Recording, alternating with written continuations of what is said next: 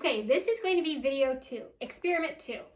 What we're going to do in this experiment is we are going to test what happens when you increase the amount of enzyme available, okay?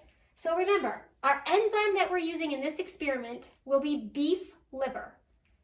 So what we have for you is a very small amount of beef liver, a medium-sized amount of beef liver, and a large amount of beef liver. We're going to add to it hydrogen peroxide, our substrate, to see what happens. Okay.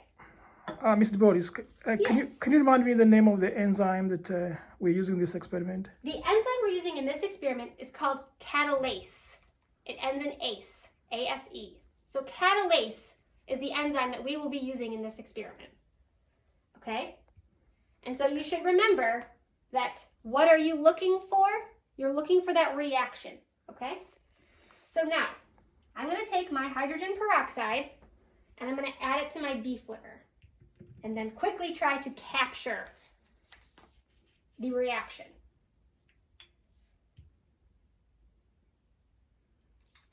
Oh, I'm not fast enough. Oh! Okay, now let's see what happens. Oh, it's warm. At least it was warm. Okay, now we're gonna let that sit. Now I have to be faster with the next one. You guys think I can do it? Whew, I don't know. I'm gonna get this one prepared. Okay, are you ready? Medium amount. Same amount of hydrogen peroxide. Oh, I did it that time. All right, so we're putting the balloon over the top so that you guys can see how quickly that reaction is taking place and how much gas will be released. Okay, there's my medium. Wow. Hopefully it doesn't pop off. Good thing I have my safety glasses on. Safety first. Safety first. Okay, now, the last one I have to be extra prepared. Okay, because I have a large amount of this beef liver in here, ready to go. Ooh. So the bigger the beef liver, the more the enzyme, right? The more we have in here, the more liver present, Yes. the faster the reaction should be. Now let's test that prediction.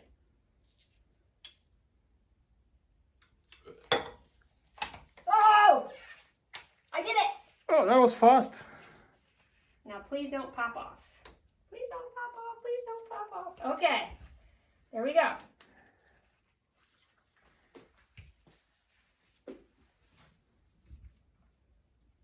Okay. Now, that reaction started and ended much faster. I don't think I captured it fast I think enough. the gas must have leaked. I think so. Yeah. I think you need a set of 4 hands to do this one. Yeah. But now, Yes. how else can we test whether or not oxygen has been released? Let's try. Okay. We're going to do some magic. Let's verify, in fact, that oxygen is being released. So what we're going to do is we're going to light this splint and I'm going to blow it out. Now, if oxygen is released and I put the splint over the top of this experiment, what do you think will happen? Let's find out. Okay. Okay, I'm going to take this. Do you want to get the splint going? Yeah. Okay, let's try this. There we go. I don't want to lose all my oxygen.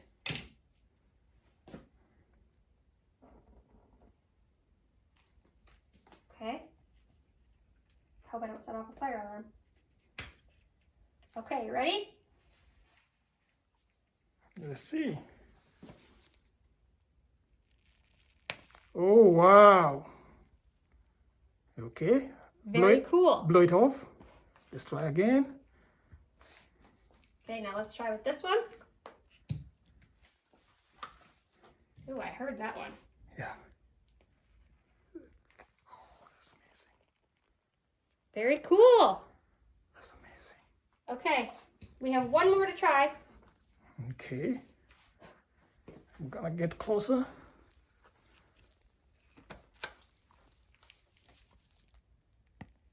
Oh, that's amazing. That's a lot of oxygen. So much oxygen, and it's very warm. This is very, very warm right now. Oh yeah. That exothermic reaction is definitely present. Uh-oh. Okay. All right. Okay. What I want to do now is to recap the catalase enzyme lab. We began by adding a small piece of cow liver to the graduated cylinder, and then we added hydrogen peroxide, and we saw that there is an exothermic chemical reaction evidenced by increasing temperature, and also we saw that there was a lot of bubbles. Okay. Now, the chicken or cow liver or even human liver contains a lot of catalase enzyme.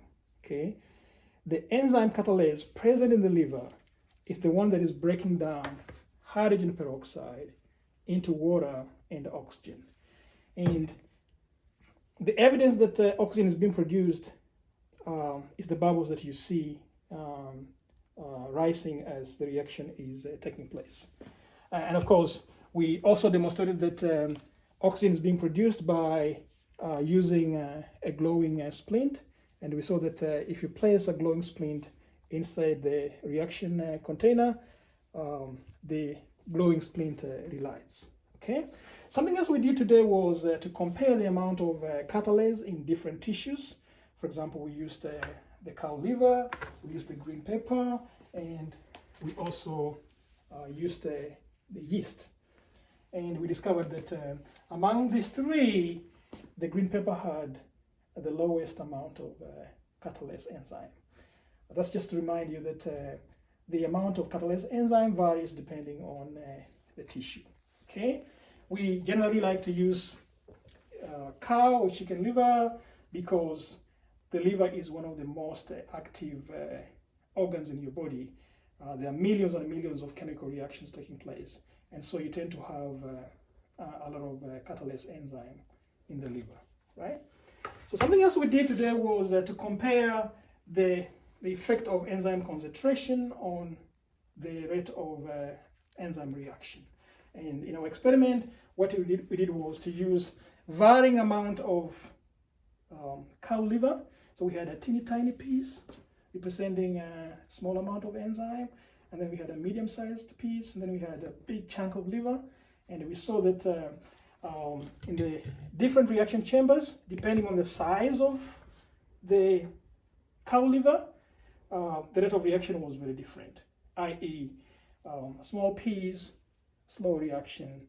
When we had a bigger piece, we had faster reaction, and that was evidenced by also the amount of oxygen gas that was being collected over the reaction chamber.